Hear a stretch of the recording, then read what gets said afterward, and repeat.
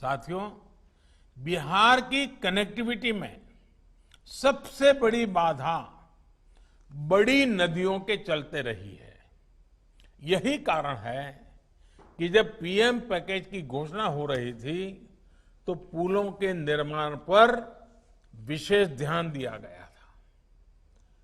PM package के तहत गंगा जी के ऊपर कुल 17 पुल बनाए जा रहे हैं और अभी सुशील जी ने बड़े विस्तार से उसका बड़ा खाका आपके सामने रखा और जिसमें से अधिकतर पूरे हो चुके हैं। इसी तरह गंडक और कोसी नदियों पर भी पुलों के निर्माण किया जा रहा है। इसी कड़ी में आज 4 लेन के 3 नए पुलों का शिलान्यास हुआ है। इसमें से 2 पुल गंगा जी पर और 1 पुल कोसी नदी पर बनने वाला है। इनके बनने पर गंगा जी और कोसी नदी पर 4 लेन के पुलों की क्षमता और बढ़ जाएगी। साथियों, बिहार की लाइफलाइन के रूप में हम सब जानते हैं मशहूर महात्मा गांधी सेतु, उसके हाल भी हमने देखे हैं, दुर्दशा भी देखी है, मुसीबत भी देखी है। आज नए रंग रूप में वो सेवाएं दे रहा है, लेकिन बढ़ती आबादी और भविष्य की जरूरतों को देखते हुए अब महात्मा गांधी सेतु के समांतर 4 लेन का नया पुल बनाया जा रहा है।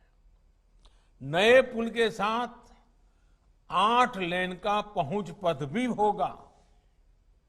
इसी तरह गंगा नदी पर ही विक्रमशिला सेतु के समांतर बनने वाले नए पुल और कोसी नदी पर बनने वाले पुल से बिहार की कनेक्टिविटी और सुधरेगी।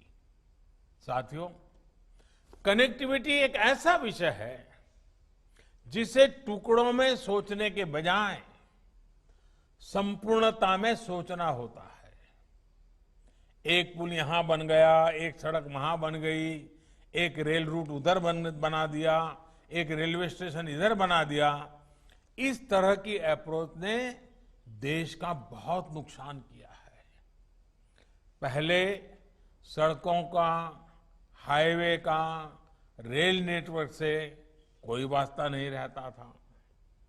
रेल का पोर्ट से और पोर्ट का एयरपोर्ट से कभी नाता नहीं रहता था।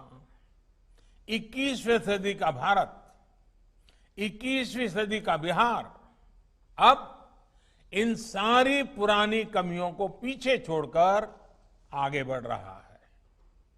आज देश में मल्टी मॉडल कनेक्टिविटी पर बल दिया जा रहा है।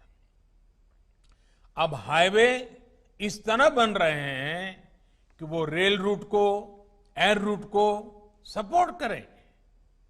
रेल रूट इस तरह बन रहे हैं कि वो पोर्ट से इंटरकनेक्टेड हो। यानी सोच यही है कि यातायात का एक साधन दूसरे साधन को सपोर्ट करे। इससे लॉजिस्टिक को लेकर भारत में जो समस्याएं रही है वो भी बहुत हद तक दूर हो जाए।